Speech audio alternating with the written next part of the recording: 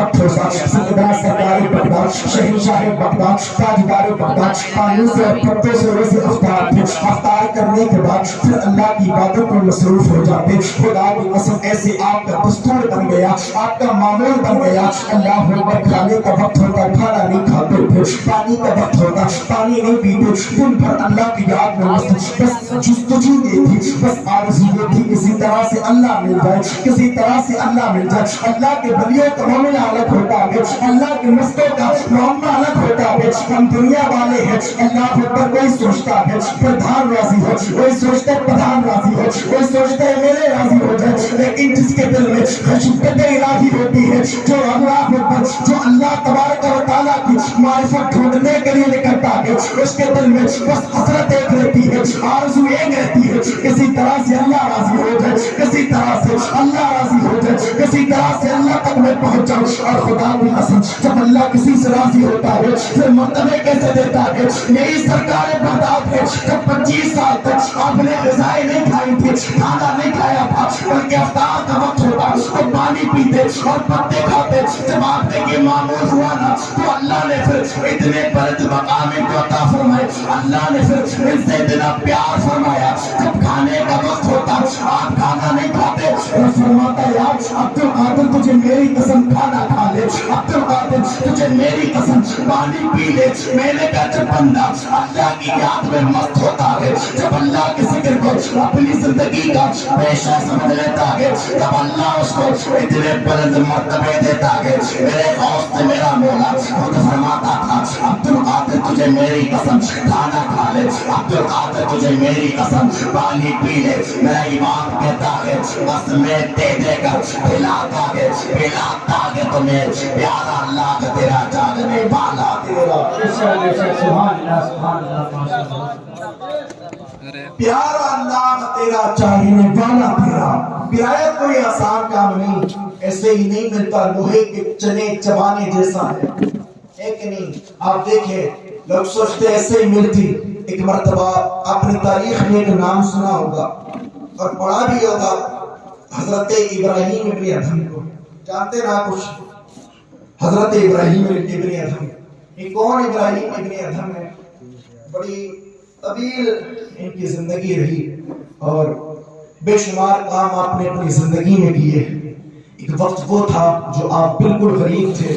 لیکن مجازی کے چکر میں پڑے تو امیر بنے اس کے بعد جب مالدار بنے نا تو سوئے ہوئے تھے بادشاہت آپ کو ملی ہوئی تھی آپ سو رہے تھے شاہی محل میں بادشاہ تھے وقت کے نرم و گداس بستر پر آرام فرما رہے تھے اچانک آپ کو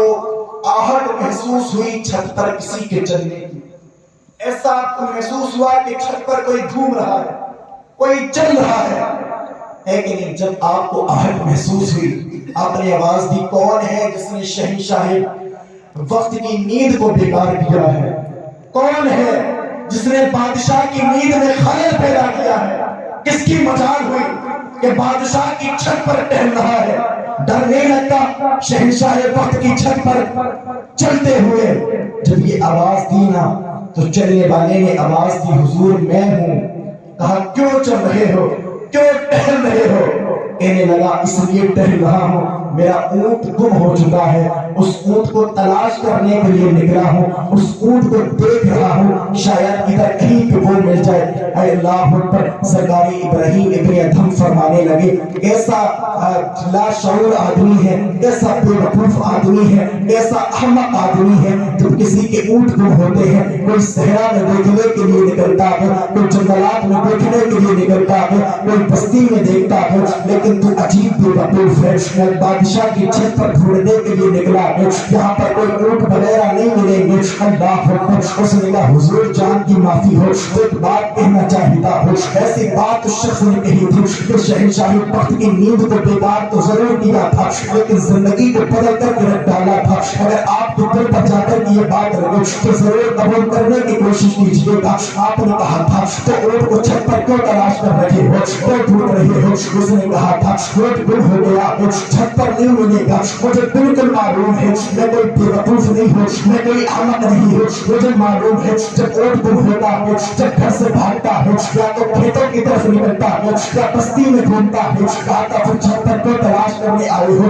آتا ایک درس دینا چاہتا ہو, اللہ کو ایک راہ دکھانا آپ کو چاہتا ہو. آپ کے ہی قول کے مطابق جب اونٹ جو ہے نا بادشاہ کے دیوار جو محل کی چھت پر نہیں مل سکتا تو پھر نرم و گداز بستر پر اللہ کیسے مل سکتا ہے, اللہ تک کیسے پہنچ سکتے ہو. آپ چاہتے ہو اللہ کا قرب بھی مل جائے, اللہ اور بادشاہوں کی طرح آپ نرم و گداز بستر پر آرام فرما رہے ہو. اس طرح سے آپ کو اللہ نہیں ملنے والا ہے, اللہ کی تلاش میں ہو, معرفت الہی کو تلاش کرنا چاہتے ہو تو اللہ کی عبادت میں مصروف ہو جاؤ. یہ جواب میں تجھ سے کہنا چاہتا ہوں, آپ نے کب سوچا ہمیں معرفت الہی میں اللہ پر معرفت الہی ہم تلاش کرنے کے لیے تو نکلتے ہیں, لیکن ہم نے کب یہ سوچا اللہ سے ہمارے جب رشتے مضبوط ہو گئے تو ہمارا معاملہ اچھا ہوگا, ہمارا حال تو یہ ہو گیا. اگر کوئی درس کی بات بتانے لگتا ہے, اگر کوئی اصلاح کرنے لگتا ہے, اگر نماز پر تقریر ہو تو لوگ کہتے ہیں مولوی کا کام نہیں ہوتا,